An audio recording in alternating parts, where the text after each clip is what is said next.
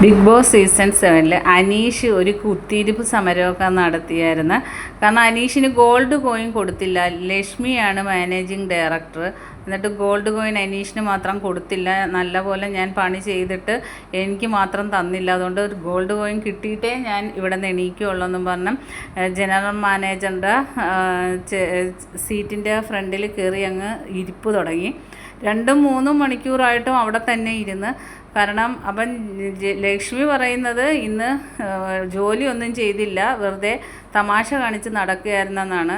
അത് ജോലിയുടെ ഇടയ്ക്ക് ഗസ്റ്റായ ശോഭ വിളിച്ച് ഒരു പെൺവേഷം കെട്ടി ഒരു ഗെയിമൊക്കെ ഉണ്ടായിരുന്നു, പിന്നെ സ്റ്റാച്ചു ആയിട്ട് നിർത്തി. അപ്പോൾ അതൊക്കെയാണ് ലക്ഷ്മി പറഞ്ഞത്.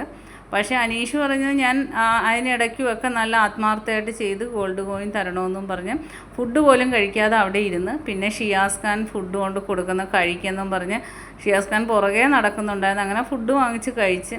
അപ്പോൾ ആര്യം പറയുന്നുണ്ടായിരുന്നു മൈൻഡ് ചെയ്യേണ്ട, അത് ഗെയിം പ്ലാനാണ്, കപ്പടിക്കാനുള്ള ഇതാണെന്ന് പറയുന്നത്. പക്ഷേ ഷിയാസ് ഖാൻ പറഞ്ഞ് കപ്പടിക്കണമെങ്കിൽ ഫുഡ് കഴിക്കണ്ടേ, ആരോഗ്യം വരണ്ടേ എന്നൊക്കെ പറഞ്ഞ് തീറ്റിക്കുന്നുണ്ട്.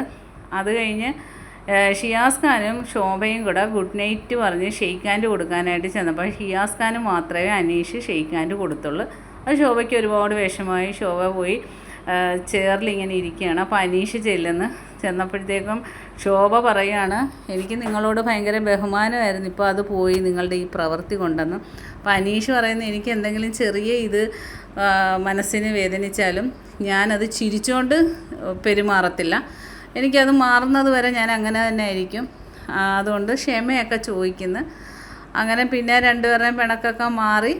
പിന്നെ അവർ ഷെയ്ക്ക് ഹാൻഡൊക്കെ കൊടുത്ത് ഗുഡ് നൈറ്റൊക്കെ പറയുന്നതാണ് ലൈവിൽ കാണിച്ചത്. അനീഷ് ഒരു 3 മണിക്കൂറോളം ഫുഡ് കഴിച്ചില്ല. രാത്രി 2:30-3 മണിയൊക്കെ ആയി ഫുഡ് കഴിച്ചപ്പം. അത് ഷിയാസ് കൊണ്ട് കൊടുത്തത് കൊണ്ട് കഴിച്ചത്. എന്തായാലും ബാക്കി അപ്ഡേറ്റുമായിട്ട് വീണ്ടും കാണാം. എൻ്റെ ചാനൽ ഒന്ന് സബ്സ്ക്രൈബ് ചെയ്യണേ കൂട്ടുകാരെ.